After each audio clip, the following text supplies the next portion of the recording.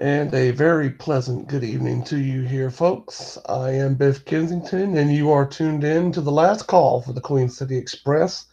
It is Sunday morning, 12:02 a.m. on April 15th, 2018.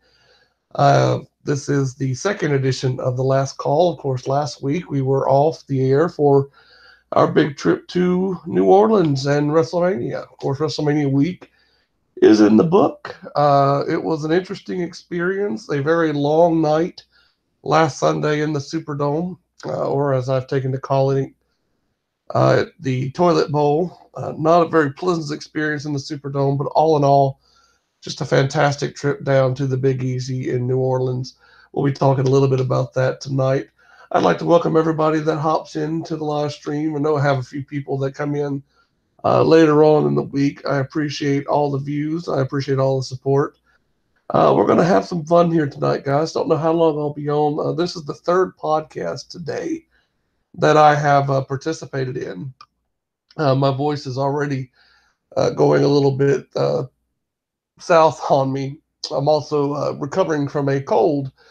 As you can probably tell, Thursday's Queen City Express podcast was not the most pleasant of episodes, but had a lot of fun with Taker's Minion and Ryan Sayo talking about the show. Hopefully, we don't have any technical issues tonight.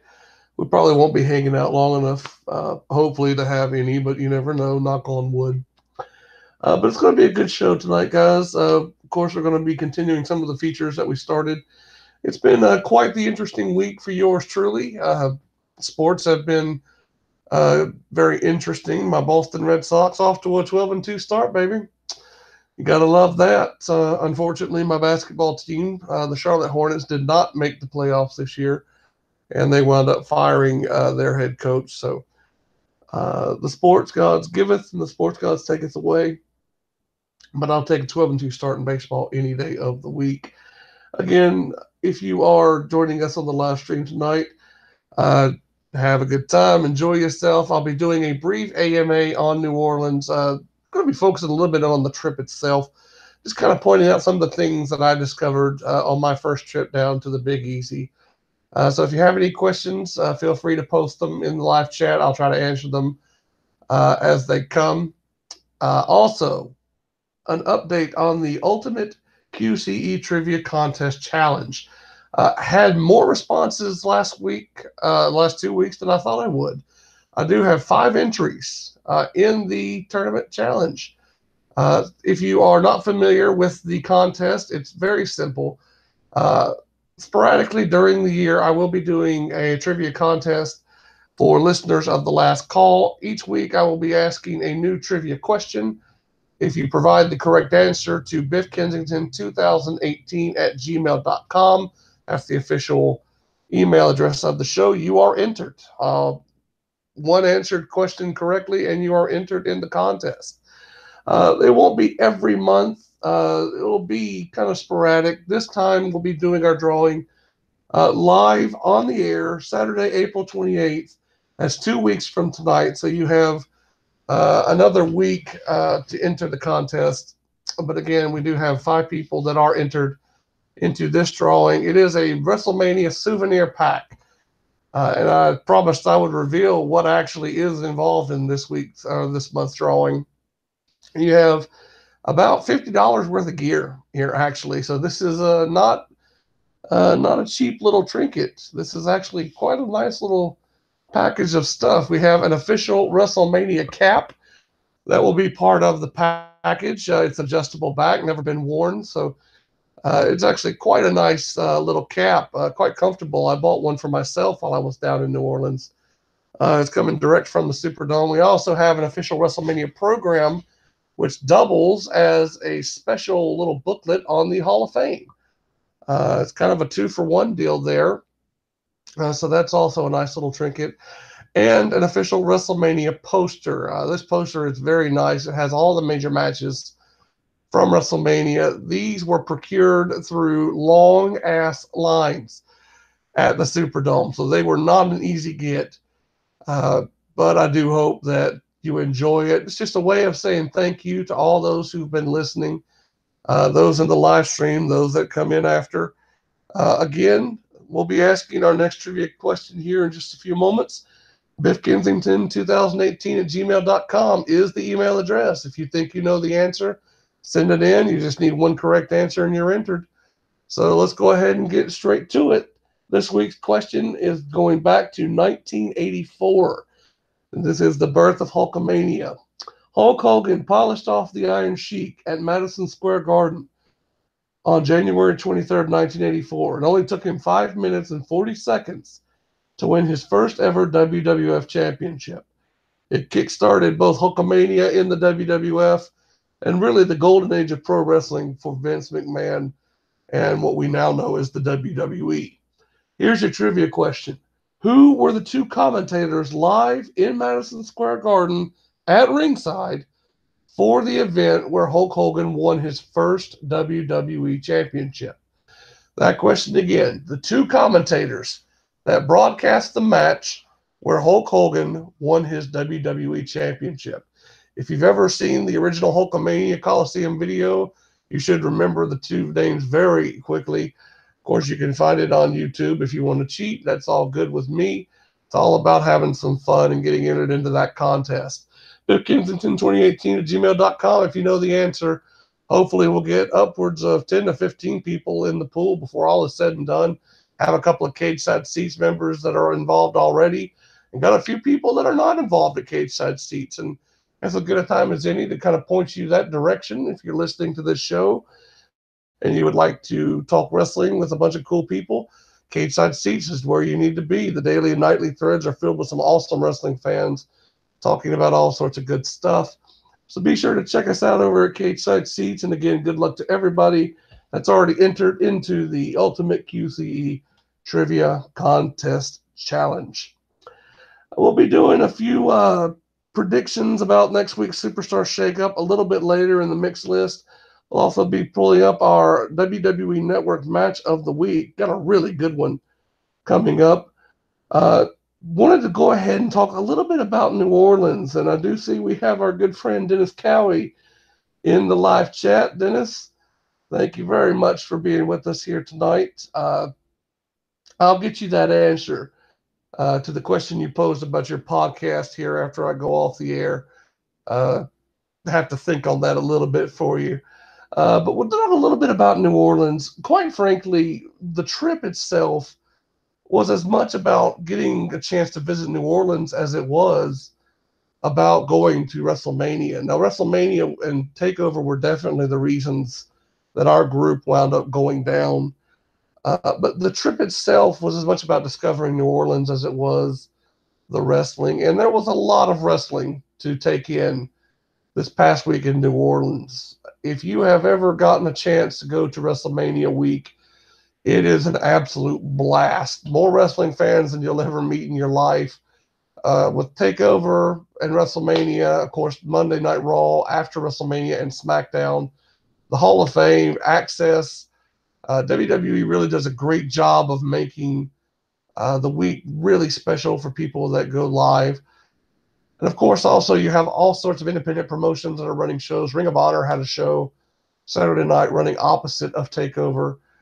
New Japan sent some talent over for that. Progress was in town. A few other promotions had their shows. Shimmer had a show on Saturday. It's just an awesome time to be a wrestling fan. New Orleans provided a great atmosphere, an amazing little time. Apparently, we're having some technical difficulties again on the audio. Hopefully, we'll get those checked out. Dennis, you'll just have to be my ears on this. If the audio continues to mess up, then we'll just have to go ahead and call it an early night. Hopefully it fixes itself. So just hang with me here if you're having a little bit of trouble with the live stream. New Orleans is one of the most fun cities I've ever been to. I definitely would recommend visiting New Orleans if you've never been. I would heartily recommend not going about it the way I went about it. I wound up getting myself a house down in New Orleans as part of the group. that we were attending with. That is definitely a more expensive way of going about it. Uh, it provided definitely more space, but here's the kicker. New Orleans, especially when you get out of some of the touristy areas, the surface roads are garbage in New Orleans. And the city itself is not easy to navigate around. So the benefits of staying close to the French Quarter or Magazine Street on the west side of town are not exactly uh, worth some of the hassle that you run into when you get yourself a house. We stayed just a few blocks away from Magazine Street. The roads were terrible. It was definitely a challenge getting around. If you do visit town, Claiborne is your friend. Stay close to Claiborne. You can get around town quite easily through there. But a hotel room is definitely the way to go, if at all possible. You'll save some money that way. And frankly, if you're going to New Orleans, you're really not going to be cooking much because the cuisine there is just too good to pass up on. Originally, we were going to cook most of our meals at the house to save a little money, and then we discovered the Triangle Deli, thanks to the lady we were renting from. And that was pretty much all she wrote for our budget. So if you're a foodie, if you like good food, New Orleans is where it's at. You would definitely have to try some of the specialties of New Orleans. Of course, everybody likes the shrimp po' boys, fried shrimp on a sandwich. It's just made for each other. I hardly recommend a little burger stop called the Frost Stop, actually, and is right off of Claiborne. They make everything fresh in house, according to the owner of the shop. You take that for what it will, but root beer is fantastic and quite a good burger there. It is an expensive town to visit. And be prepared to wait in line too. If you enjoy Cafe Du Monde and their beignets, you will be waiting a while. So definitely keep that in mind. New Orleans is very much a tourist town, and you will be paying tourist prices. Uh, I did, in fact, have my fabled hurricane in New Orleans, and it cost me a pretty penny. So just beware when you get into the French Quarter, in particular, down near Jackson Park by the river. There are some amazing shops. There's some awesome bars, but it is pricey. So you will definitely be needing to save up money for the trip. But don't be afraid to ask the locals about their favorite little spots. I was amazed at how awesome the locals were in New Orleans. There were two types of people that I encountered on my trip. The first, by far the most common, just absolute nicest people, down to earth, friendly, laid back, willing to talk with you no matter where you're from, just enjoyed everything. That was one of the benefits of staying where I stayed. I was kind of in a little industrial area, uh, not too awful far from the Mississippi River, actually, just a few blocks off of Magazine Street. It seemed like all the neighbors down there knew each other, and they would just talk with you as they passed on the street. It was definitely a rough drive getting there, but the neighborhood itself was pretty nice. So don't be afraid to ask the locals for their opinions, because more often than not on our trip, it was actually one of the best things we could do was just talking with some of the locals and getting their opinions on the food. That's how we found the Triangle Deli, uh, which kind of became our little base of operations during the week.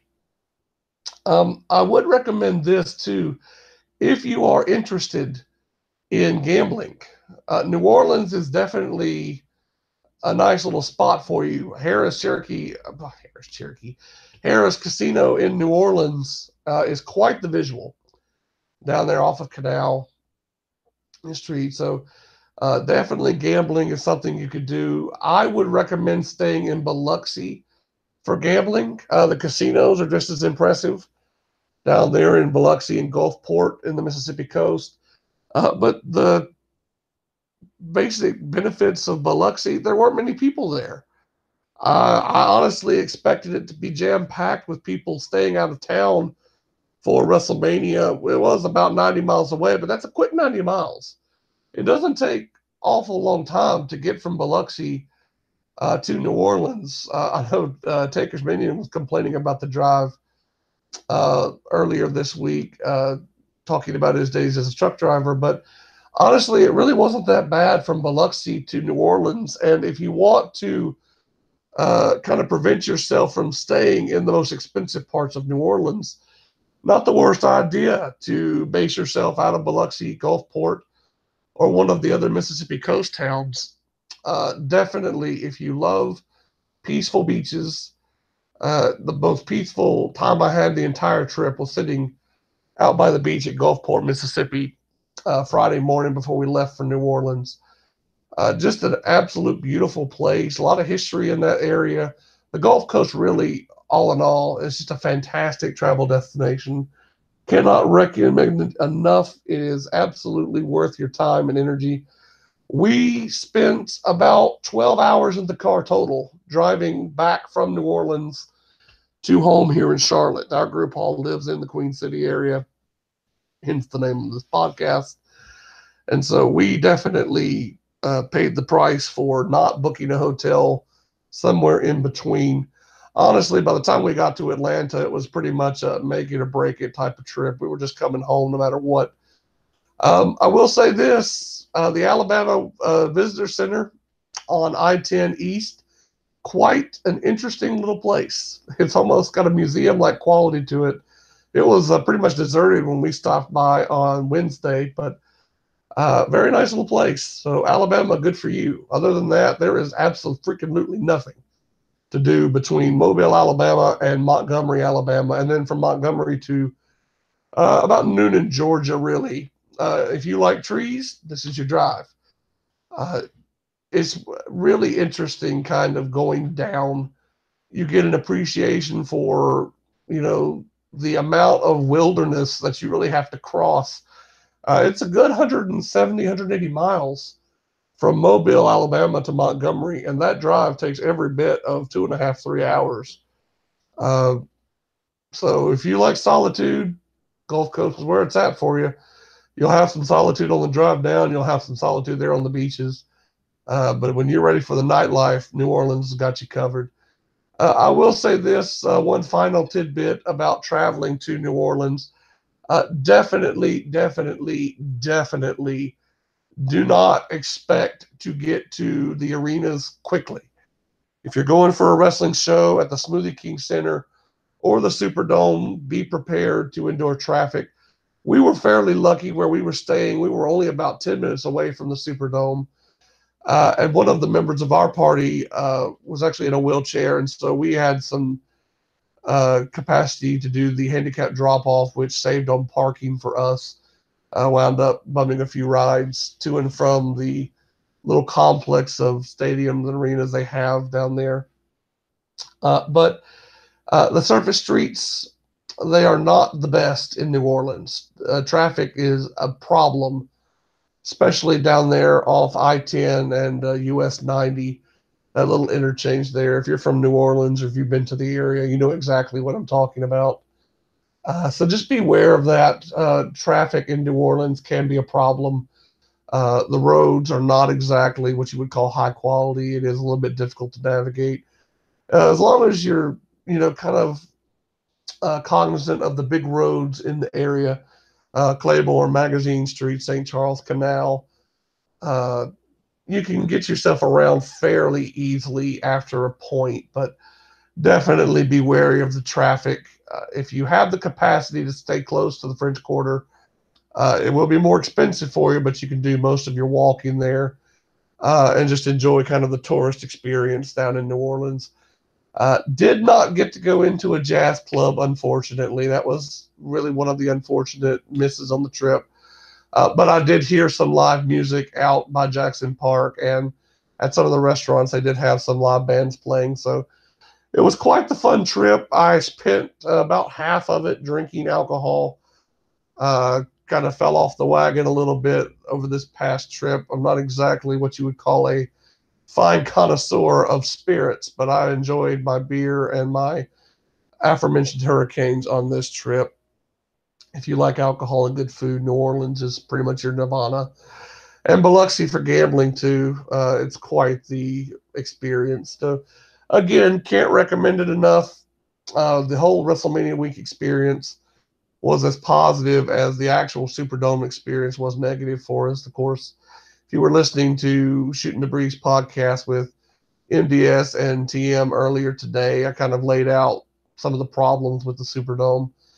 Not a good venue for wrestling, unfortunately. The concourses are much too small to handle the kind of capacity that comes with a WrestleMania event. Merchandise lines, concessions, even the bathrooms were prohibitively long, even by major event standards. The Smoothie King Center was a far better venue, even at maybe a third of the size of the Superdome. So be wary of that too. If you ever wind up going to a WrestleMania at the Superdome, it is not the most pleasant of stadiums. And if you can afford the tickets, definitely closest to the ring as possible for a big stadium show. It's really not worth going if you're not close enough to the ring to make out what's going on. Our seats were kind of far back near the concourse on the lower level, but even from that vantage point, while we had full view of the ring, the action was kind of hard to follow. Sound didn't carry very well from the ring either, and trying to make out what was being said on the microphone was almost impossible. So, it was a nice spectacle. It was great to knock out WrestleMania. I finally got a chance to go to one. Takeover the night before was far more interesting show, I think, a far better show. And the experience as a fan was much more gratifying at Takeover than it was at WrestleMania. So just be cognizant of that if you wind up going next year to WrestleMania 35. And of course, WrestleMania 35 is kind of the subject of a lot of people's discussion points here. Kind of looking ahead now to WrestleMania 35, there's been some talk about potential matches that could be headlining the show. Of course, one of the big rumors right now is an historic main event possibly being developed for WrestleMania 35, and that's going to lead us right into the Queen City Express last call mix list. We're going to go straight into it. Charlotte and Ronda Rousey rumored to be the main event of WrestleMania 35. That is both an interesting rumor and a very exciting rumor, I think. And it would make sense given Charlotte's performance in New Orleans. She defeats Asuka to retain her SmackDown Women's Championship, ended the streak.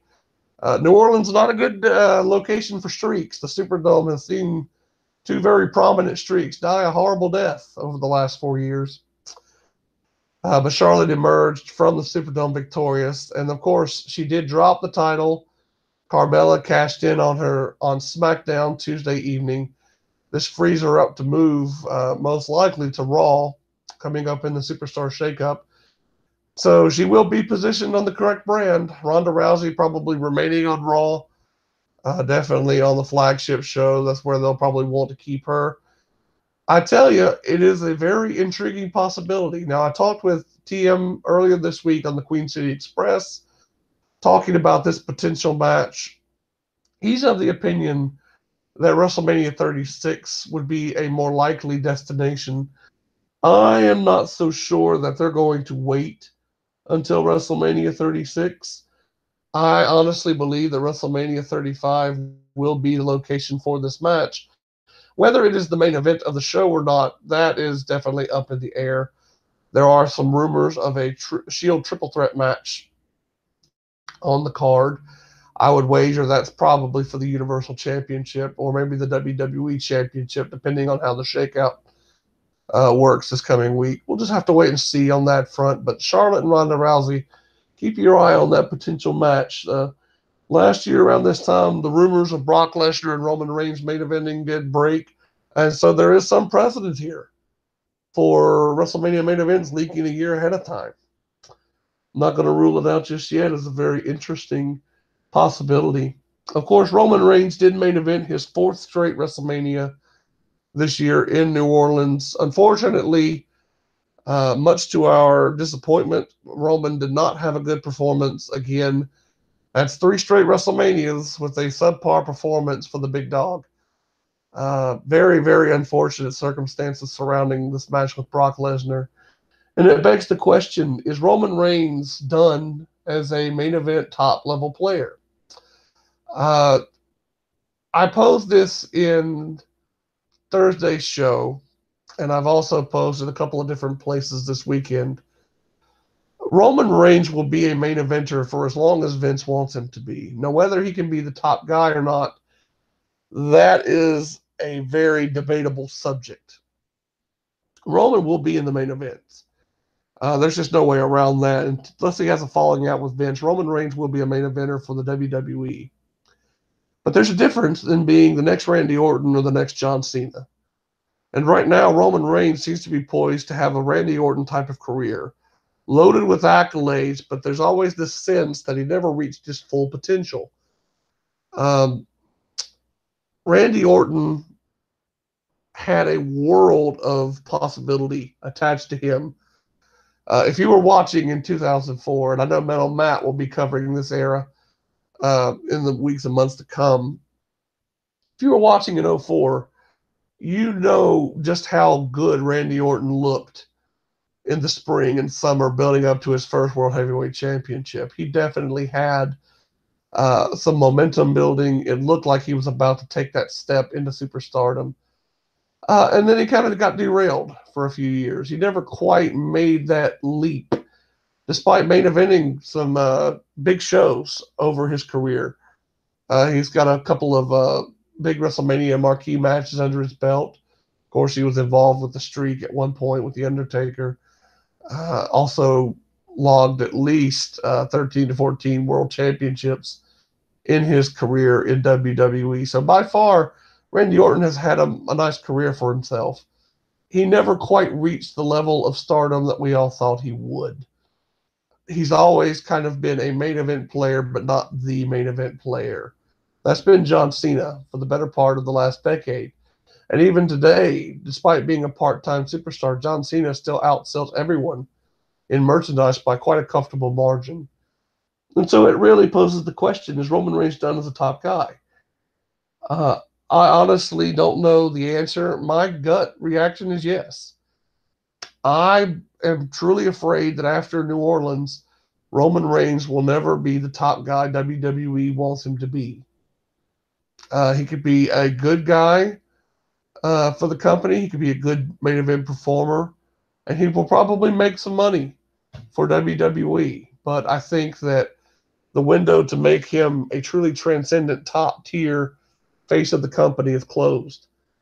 And I'm not even sure that a heel turn could save him at this point, which is really a tragedy. It is really a tragedy given how much potential Roman Reigns had. It's a shame that things worked out the way they did. New Orleans, you cannot understate just how bad of a match that was. I'm not even talking about match quality. It was a bad match because it had a bad finish. It really made everyone that took the F5 this past year look bad.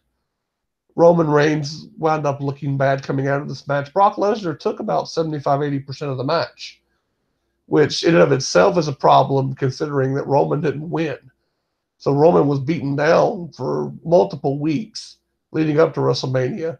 He was beaten down at WrestleMania, bloodied, and then pinned. And that brings up a very interesting point, one that was raised this morning, and something that has kind of been a subject of discussion off and on for the last few years among wrestling fans. Brock Lesnar did not shoot on Roman Reigns in the sense that Roman knew the elbows were coming. So it's not that Brock opened up Roman Reigns without his permission or without his awareness. Roman knew he was getting split open, but the elbows themselves, they were legitimate elbows that split Roman Reigns' forehead open. So there was an intent to draw blood in this match. And I think that is kind of an interesting little fact to cling to. The fact that blood has slowly but surely been making a comeback into WWE programming. Of course, the Randy Orton-Brock Lesnar match from several years ago at SummerSlam is a great example of this very type of scenario where Brock used hard way shots to get some blood on Randy Orton. And it begs the question, if blood is going to be a part of WWE programming moving forward, should blading make a comeback? This is a very divisive subject among the fans. If you are a newer fan and have not been privy to the old days of wrestling where blood was more common, basically the act of blading is taking a small little sliver of a razor blade and using it to slice your forehead in a specific way that allows you to bleed. If you see some pictures of the foreheads of older wrestlers, you can do it incorrectly or you can do it too often and mangle yourself. But done correctly, blading actually does not leave a scar if you do it the right way. Believe it or not, even I have bladed when I was doing some local independent shows way back in the day. It's not exactly what I would call a fun experience, but it's definitely a unique experience to bleed during a wrestling match. So, I'm kind of torn on it. It is definitely a unseemly practice of cutting yourself with a razor blade. It's basically self-mutilation for the sake of your art form. But there is also a safety issue to raise here.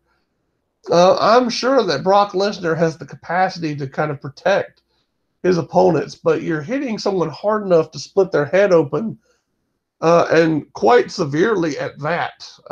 Roman Reigns was bleeding like a sieve at WrestleMania. This was not a small cut on the forehead of Roman Reigns. This was quite a bloody little spot here, and it begs the question, would it not just be safer when blood is needed in matches for these guys to just go ahead and blade? That is a very interesting question. Safety-wise, I would imagine a person can kind of better control the flow of blood. It can better control the injury to themselves if they just use a blade. I can't imagine taking, stiff elbow shots to the forehead is all that safe. Right? Is it even more safe than a razor blade? It's a very interesting subject. It's one that I think a lot of people may have a divided opinion on, but if blood is in fact going to be a more common occurrence in future matches, then we'll just have to wait and see whether or not blading will make a comeback. As far as WrestleMania week goes, there was some talk this week about extending WrestleMania to a 2-night event in the future. I have expressed my views multiple times. I'm not going to rehash them too much here. I don't think a 2-night show works. The Superdome was not sold out this past Sunday night, so I don't know how they could sell out multiple shows in a stadium that size. But it does beg the question of what could happen to the Hall of Fame. Should the WrestleMania event itself become a 2-night affair? Would the Hall of Fame be canceled? Would it be moved to a different night? It's very interesting how they have things set up. They've kind of developed a schedule that works for them. It would be interesting to see how they work things out logistically if WrestleMania goes to a 2-night event. But looking at the Hall of Fame this year, definitely want to look at some potential Hall of Fame nominees that we could see go in the near future. Now, this is not a prediction necessarily of who I believe the 2019 Hall of Fame class would be, but it is definitely a group of individuals that would make a very worthy inclusion into the Hall of Fame. Now, I presented this as a Hall of Fame class. So what I did was I basically chose 5 individual performers and a tag team, much as this year's Hall of Fame class was designed, and come up with a list of people that I think would make for excellent inductees. And go ahead and lay this out here. One of the problems that the WWE has moving forward, they are running out of headline level talent to induct into some of these classes. WWE likes to have a headline superstar head up these classes. And right now, we've kind of reached the point where we're waiting on some of the ruthless aggression and the reality era superstars to retire in order to have headliners for some of these classes. Chris Jericho can be a headliner one day. The Undertaker obviously will headline his class. But one superstar in particular that I think deserves a Hall of Fame induction, it's kind of a shame that it hasn't already happened. And being next year's show in New York, I think it would be a perfect stage for The Rock to get his call to enter the WWE Hall of Fame. I do believe Rock's wrestling days are over. I don't believe Rock will ever wrestle again in the ring. And so if he is, in fact, done as an in-ring performer, I think it would be a good gesture now, especially before things kind of pick up for him over the next few years, to go ahead and get that induction out of the way. He's a perfect headliner. It would be good for him on a grand stage like WrestleMania 35. It's a nice round number.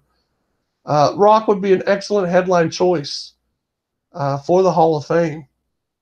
Now, when it comes to the Hall of Fame, I love tag team inductions. Of course, I'm a big fan of Jim Cornette and the Midnight Express, the Rock and Roll Express, the Hart Foundation. Tag team wrestling is kind of a passion of mine. Looking at the landscape of tag teams, with the Dudley Boys going in this year, of course, Edge, a Hall of Fame inductee from several years prior, there were three individuals that really stuck out as being worthy of inclusion in the Hall of Fame. One is the tag team of the Road Dogg and Billy Gunn, the New Age Outlaws. The New Age Outlaws were one of the most important elements of the Monday Night Wars for the WWE during the late 90s. They were very much the preeminent tag team for several years there, and they were very much a focal point of DX. While DX was running high during the Attitude Era, I think the New Age Outlaws would be an excellent induction. Of course, Billy Gunn has worked with the company off and on over the last few years, and Road Dogg is presently heading up the creative team for SmackDown, so he's already in-house. That would be a nice induction. And just tag team partner Christian. It's almost a tragedy that he hasn't made the Hall of Fame yet. I would put him in next year. I think it would be a good chance to rectify the wrong. Christian is absolutely one of the most underrated performers of the last 2 decades in the World Wrestling Federation and in the WWE era, of course. He had quite a lot of success. He is a former world champion, multiple times holding secondary titles, and of course, with Edge and Christian, one of the greatest tag teams in the company's history. I think Christian would make an excellent inductee into the Hall of Fame. One superstar that I think needs to go in next year, no matter what, is a man who hailed from New Jersey. There was rumors that he would be going in this year. They did not materialize. The late Bam Bam Bigelow. Bam Bam Bigelow, for longtime fans, is a very polarizing performer. He never quite lived up to the hype, but don't let that discourage you from searching his matches out. Bam Bam was a very fascinating performer to watch. He had several memorable performances with the company. Of course, he was involved in the main event of WrestleMania 11 with football great Lawrence Taylor, LT. That was quite the spectacle and one of the few redeeming parts of an absolutely garbage WrestleMania. Of course, Bam Bam first broke into the WWE in the 80s at the height of Hulkamania. He was on Hulk Hogan's Survivor Series team in 1987 and was the last survivor of the babyface team before Andre the Giant defeated him in that match. So he had quite a good showing. He never seemed to catch on and stay in one place for long. But Bam Bam Bigelow, definitely one of the most memorable characters from one of the most memorable eras of professional wrestling. And with WrestleMania coming to New Jersey next year, I think it would be the perfect time to honor his memory by giving him a Hall of Fame induction. And really, probably two names that are near and dear to my heart as far as Hall of Fame inductees, potential inductees go, Molly Holly and Rick Martel. I'm a longtime fan. The model Rick Martel, one of the most underrated performers in the company's history from a purely in-ring perspective. He was an exceptional worker in the ring, one of the most memorable characters from that era. Of course, he had some success in WCW in the late 90s. Really an underrated performer overall. Former world champion with the AWA. Rick Martel would be an excellent inductee into the Hall of Fame. And Molly Holly, one of the nicest people apparently ever to be in the wrestling business. Molly Holly, just an absolutely fantastic person. Everyone that talks about her raves about her. She's an angel. She's a saint. She was also one of the best female performers in the company's history. I think that she will definitely be in one day. I would love to see her go in next year. That's my predicted Hall of Fame class, or what I should say, the projected Hall of Fame class. If I had to vote for 2019, that's who I would put in. The Rock, Bam Bam Bigelow, Christian, Rick Martel, Molly Holly, and the New Age Outlaws. Those would definitely be some of the potential Hall of Fame nominees that I would be considering. Let's go to the live chat right quick. Got a few extra people that come in. Again, if you have come in, wanted to thank you for being with us tonight. We got a few watching right now. Daniel Ryder, AMA Questions of NOLA. When you went down to New Orleans, did you see about a friend of mine bum through Mississippi with the big on my mind? I kid you not, I sang that song all the way down to the point where I was almost left by the side of the road in Noonan, Georgia on the way down. I sang that song more times than I care to admit. It got stuck in my head. I originally had a Kindle that I was taking down with a travel list of music.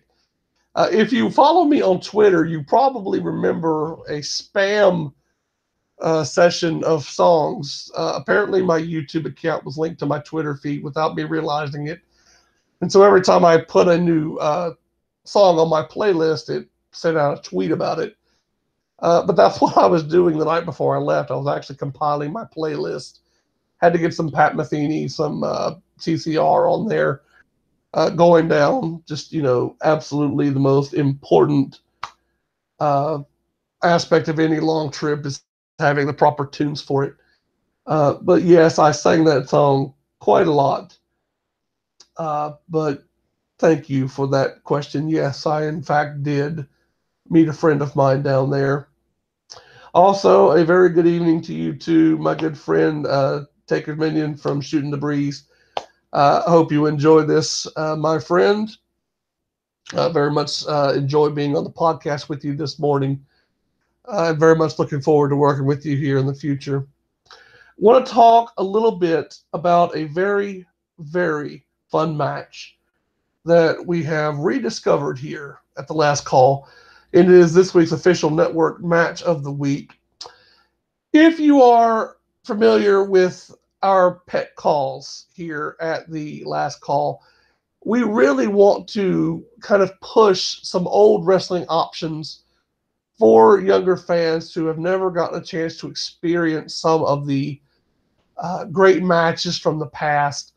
I was really surprised when I started visiting Cage Side Seats to know just how young the median age was for some of our posters. Of course, we had our good friend of the show, Dennis Cowie, in earlier. And I haven't ever got a chance to really talk with Dennis about some of his experience watching old wrestling.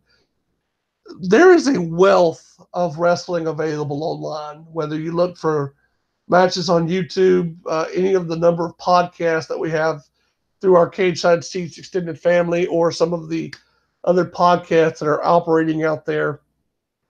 Even on the network, there is just a treasure trove of great matches that are out there. And what we want to do, really, we're not just looking for the all-time greats. It's easy to say, go watch Ricky Steamboat and Randy Savage from WrestleMania 3, or go and watch War Games 1992. to look at some of the matches that people don't necessarily think of when they think classics. I want to kind of promote matches that are fun and great little samples for what wrestling used to be.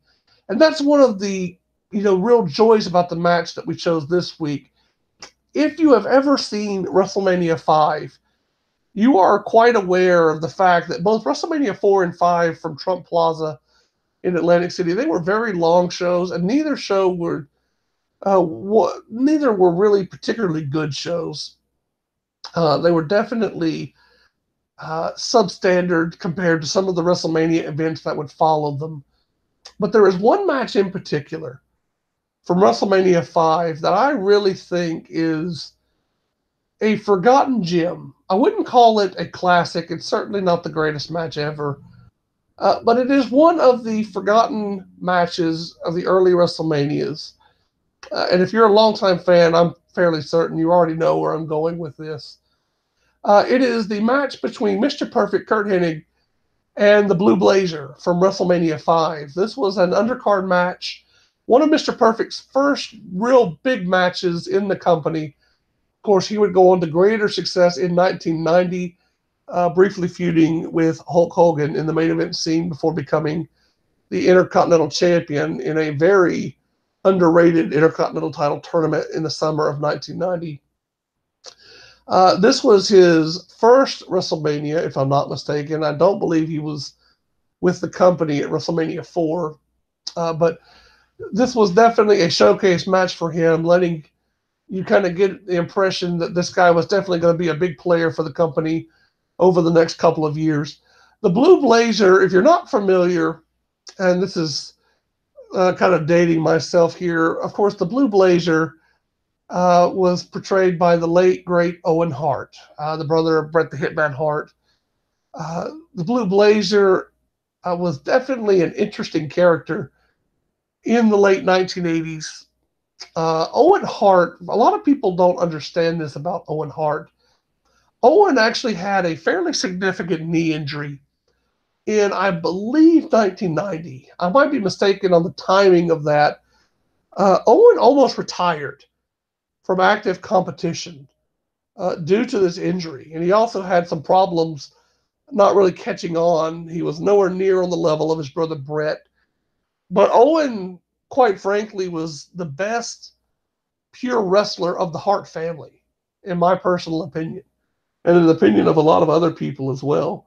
Owen Hart really did excel in the ring. He really was ahead of his time in a lot of respects. He was very big in Japan. Owen Hart and Jushin Liger had some absolute classics in the late 80s when Owen was going over on excursion from Stampede Wrestling. There are a few of Jushin's early matches that are just absolutely fantastic. They're lost classics. Owen Hart was a tremendous high flyer and a tremendous overall performer. And longtime fans, of course, know how special Owen was and how great of a wrestler he actually was.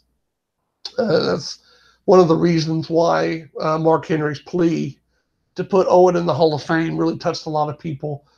Very much a point of discussion after this year's Hall of Fame ceremony. Be that as it may, Mr. Perfect and the Blue Blazer had a match on the undercard of WrestleMania 5. This was one of the best short matches you will see from this era. Both guys are at the peak of their physical prowess.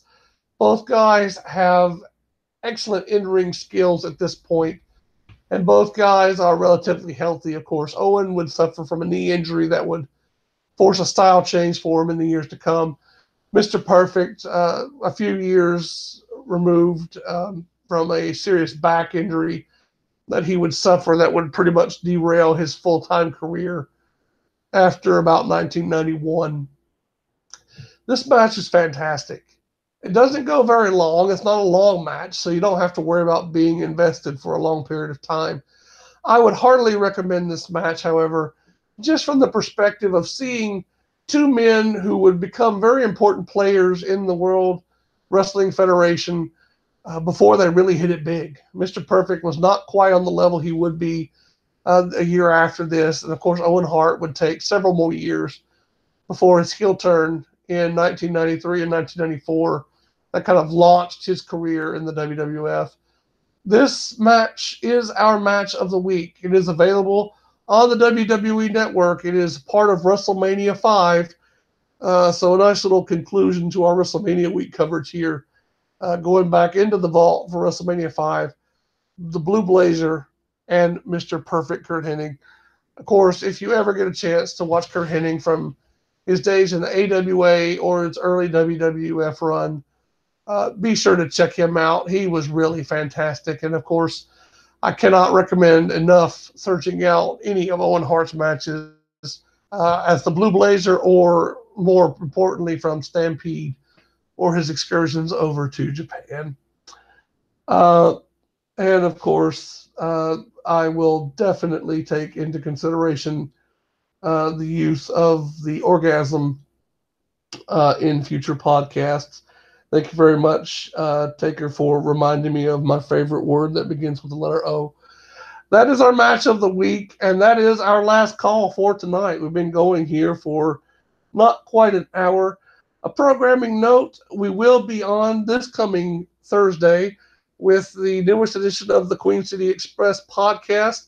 We will be talking about the Superstar Shakeup, and we will be closing out here momentarily with our final hit of the evening related to the Superstar Shakeup, but we will have full coverage of the Superstar Shakeup, the end results this coming Thursday. I will be with Brian Sayo and hopefully a special guest contributor. I haven't finalized the details yet, but we will hopefully have that ironed out. Can't really go into a lot of details right now, but we have some really cool stuff coming down the line here in the next few weeks. Of course, we got the trivia contest going and laid out at the start of the hour some of the prizes that are involved in our drawing coming up on April 28th. This is a really interesting time for our podcast. I'm really looking forward to some of the things that we have lined up. I would very much recommend keeping in touch with us either through Cage Side Seats or on Twitter. You can find me at Real Dill Biff. That's Dill, like the dill pickle. Stay tuned. We got some good stuff for you. If you like wrestling talk, or if you like pretty much any type of talk, this is the place you want to be. Got some interesting stuff to talk about in the weeks to come. So very much looking forward to the last call here on our official YouTube channel. But we will close out tonight with the aforementioned Superstar Shakeup. We have 2 nights coming up. Monday and Tuesday, we'll be seeing who's moving where. Really what we want to focus on, NXT call-ups. Will we get more NXT call-ups for the Superstar Shakeup? Now, one of the interesting things about this past week was the skewed level of call-ups between Raw and SmackDown. Of course, on Raw, we had the return of Bobby Lashley. We also had the Authors of Pain called up. Ember Moon made her debut in the main roster's women's division on the Raw side of things. And No Way Jose also made his debut on Raw. SmackDown had the Iconic Duo come up. That was a big call-up for their women's division, but that was it. As far as the Blue Brand went, most of their surprises related to the announcement of Paige as the new general manager, and, of course, Daniel Bryan's first TV match since 2015 with AJ Styles, no less. So SmackDown in particular did not have the number of call-ups that it had in the past. That is going to be the focus of tonight's last call, final shot. Will we see Sanity make the jump to SmackDown next week in the Superstar Shakeup? I think a lot of people are curious as to whether we'll see Andrade Cien Almas and Zelina Vega come up. I have to be honest, looking ahead at NXT, I think it is quite possible that they could, in fact, be a call-up. Of course, a lot of people think Drew McIntyre could be a call-up as well. I'm not quite as sold on Drew coming up, simply from the perspective I think he has more to do in NXT before he comes to the main roster. I think that if we were choosing between Almas or McIntyre, Almas has more to offer the main roster at this point. And that's not a knock on Drew. I just think that the package of Zelina Vega and Andrade Cien Almas really and truly belongs on the main roster. That's where they're going to really find some success. I do believe we will be seeing the former NXT champion called up at some point, but really Andrade Almas and Zelina Vega, I think, will be up before Drew McIntyre. I don't think Drew is coming up this week. One team I do believe will be coming up is Sanity. I predicted before WrestleMania that the Authors of Pain would be going to Raw and Sanity would be going to SmackDown, kind of as a counterbalance to them. Expecting Sanity and the Bludgeon Brothers to eventually feud over the SmackDown Tag Team titles. I still feel that way. The Authors of Pain did come up on Monday. They are without Paul Ellering moving forward, apparently. But Sanity can't be too awful far behind. Of course, it would be nice to have Nikki Cross on the main roster. She could provide excellent depth in the women's division on the blue brand. I think Sanity would be a great call-up during the Superstar shakeup. And there's some other names that have been floated. We talked tonight on Metal Matt's podcast about the possibility of Kairi Sane coming up. I don't believe Kairi Sane will be in the Superstar shakeup for the simple reason I believe Kairi Sane is destined to replace Shayna Baszler as NXT Women's Champion, possibly as early as Brooklyn this coming August. I think that Shayna Baszler and Kairi Sane, that's probably your money match for TakeOver in Brooklyn. I don't think Kairi Sane is going to be on the main roster in 2018. I think she will be coming next year if she comes at all. But Shayna Baszler, I think will be up sooner rather than later. The potential with her and Ronda Rousey, either as a tandem or feuding, I think those stories kind of write themselves. And I personally don't think WWE wants to keep Baszler down in NXT any longer than they have to. I think it was important for Baszler to start in NXT to kind of give the stage to Ronda on the main roster, but I do believe Baszler will be a call-up at some point. So hopefully we will have some interesting call-ups from NXT this coming week. I think if I had to choose one act, Andrade Cien Almas and Zelina Vega, that kind of package deal, I think that's the most likely call-up. But I would expect Sanity to go. Drew McIntyre is definitely a possibility. And, of course, we could always see some interesting call-ups that we did not expect. No Way Jose was definitely not a expected call-up, I don't think. Quite frankly, I had forgotten all about No Way Jose. Hadn't really been paying much attention to him, and then he just shows up randomly on Raw. So you need low-card performers just as much as you need main event talent. You never know who might show up. Of course, Daniel bringing up the possibility of Aaliyah. That is a very interesting potential call-up. Hadn't thought about Aaliyah, but I can also see it. She's kind of been floating around in the WWE system for a while now. Of course, she was on the Breaking Ground special that they produced. I believe it was 2 years ago at this point. William Shatner was the narrator for that. I'm a Star Trek fan, so that was kind of a neat little tidbit to hang on there.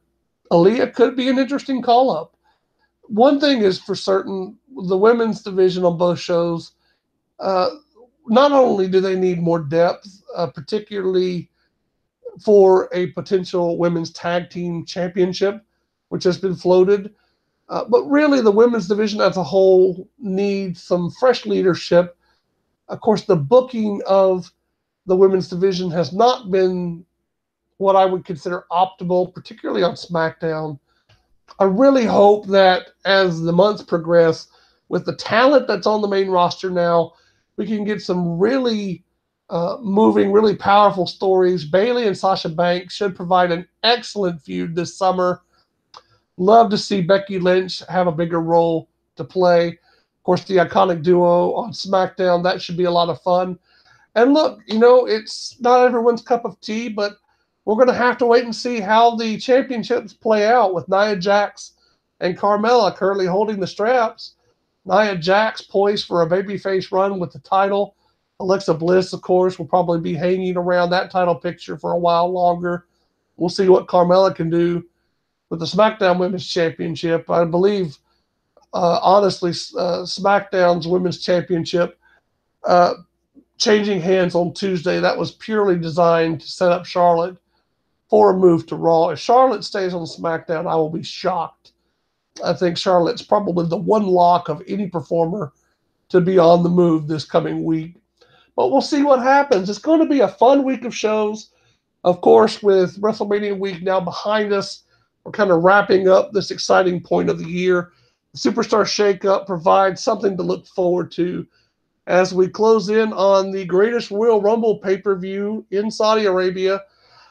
We will be considering a live stream during the Greatest Royal Rumble pay-per-view. Because it's in Jeddah, Saudi Arabia, the show itself will be on Friday afternoon. Now, this is going to be a long show, very long show. It's supposed to be 5 hours, not including a pre-show. So I'm not guaranteeing that we'll be live streaming during the entirety of the show. I can't even guarantee that my co-host Ryan Saya will be available that day. But I have given consideration to doing a live stream during the Greatest Royal Rumble. Quite frankly, the show itself is interesting enough on paper to warrant attention. Of course, the return match between Roman Reigns and Brock Lesnar, everybody's going to be waiting to see if Vince does indeed put the title on Roman or if he balks again. We'll just have to wait and see on that front.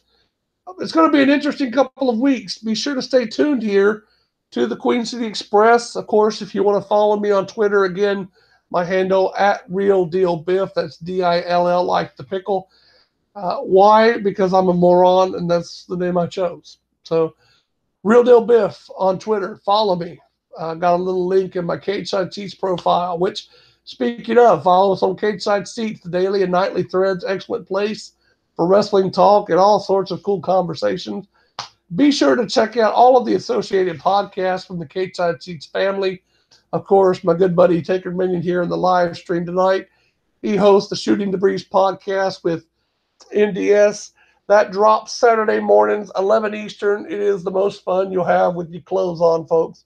Definitely check that out. Also, my good friend Metal Matt, Full Metal hosts the Ruthless Aggression Era podcast. That drops Friday evenings. This week, he will be doing a special show on Monday with Dr. Senju of the Shooting the Breeze podcast. They'll be talking about Raw Roulette from 2002, and then he will be back to his regularly scheduled time this coming Friday, looking at Tough Enough 3. So Metal Matt got some interesting content coming at you. And, of course, be sure to stay tuned daily and nightly threads for all the podcasts that are coming your way. There are some excellent people at Cage Side Seats doing some excellent work. Fan posts, podcasts, you name it. Just general conversation. It's a lot of fun. So I know we had a few people enter the trivia contest this week, last couple of weeks, that are not a part of the Cage Side Seats website. If you're listening to this and you haven't ever visited, give it a check. I think you'll like it. Again, we'll be back Thursday with a new episode of the Queen City Express. Ryan and I will be covering the Superstar Shakeup. Thank you so very much for joining us in the live stream tonight. And thank you very much for listening. I am Biff Kensington. This is the last call, folks, on the Queen City Express. Have a great weekend. We'll see you next week.